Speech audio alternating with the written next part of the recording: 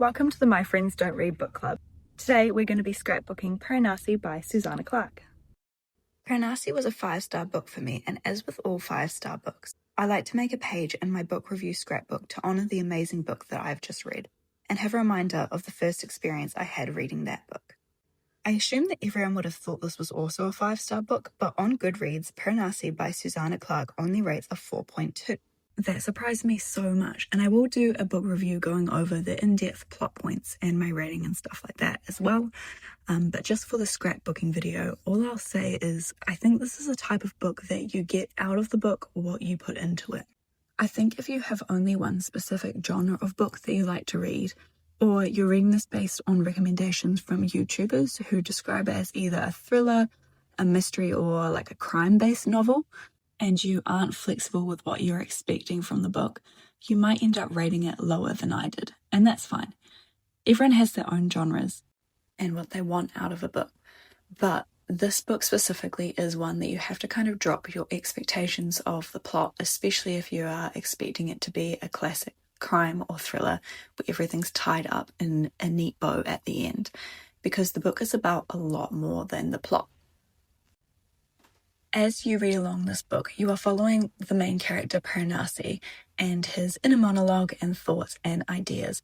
And the book, the prose is beautiful, but the book is also saturated with such amazing, beautiful, deeper messages that you kind of need to become like Piranesi to internalize. Piranesi doesn't have all of the knowledge of the world or how it works to go off. He is happy with just accepting how things are as they are, rather than trying to analyze and get answers for everything. That's also kind of the way that readers have to be when they are reading this book. You can't be trying to wrap up all the small mysteries. It's more about the text as a whole and the ideas that it brings you. But like I say, I will do a full in-depth book review with the themes and the plot points a bit later on. This video is just for my scrapbooking process. So I did want it to have a Colosseum type museum-y vibe, and that's why I printed out that page with the Greek marble statues on it. And I used that as the background just on a A4 piece of paper. I also had this bit of paper that kind of looked like water, and I ripped that to look like the tides that were rising within the Piranesi house. Here I'm just making sure that the title is fully visible on the blue, it's quite navy and quite dark background that I used. I did try to match it to the cover that I have. I know there are a few different covers. I think the original one was actually black and gold, but I'm keeping in the theme of these colors, so kind of blue, gold, and white, and I'm just writing that on with a paint marker. I did print out a little image of the book cover as well, and I put that on washi tape? Washi tape? I don't know. I've actually never heard a New Zealander say that, so I'm not even sure if that's an accent thing or a me problem, but yeah, just using the same colors going along this theme, and I put that in the corner.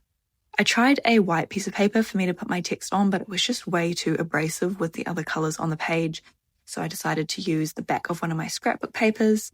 But here I realized I glued the wrong side, so having to start again, I'm getting a new piece of paper and I'm just using the back because it was a bit more cream colored.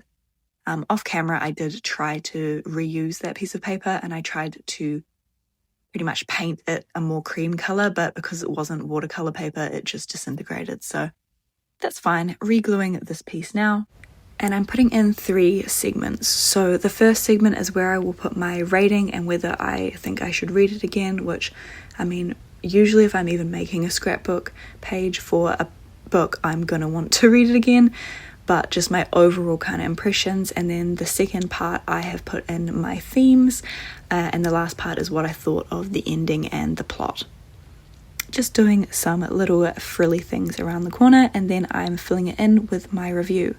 When I do these reviews, they do tend to be a lot shorter than what I put in my YouTube videos, but really it is just for me and my personal use, so I can look back on it and know the feelings that I had when I first read them. And this is the finished page that I will put into my 3-ring binder. If you've gotten this far in the video, thank you so much for your continued support. Honestly, I appreciate it so much, and please remember to like and subscribe so you see the next one.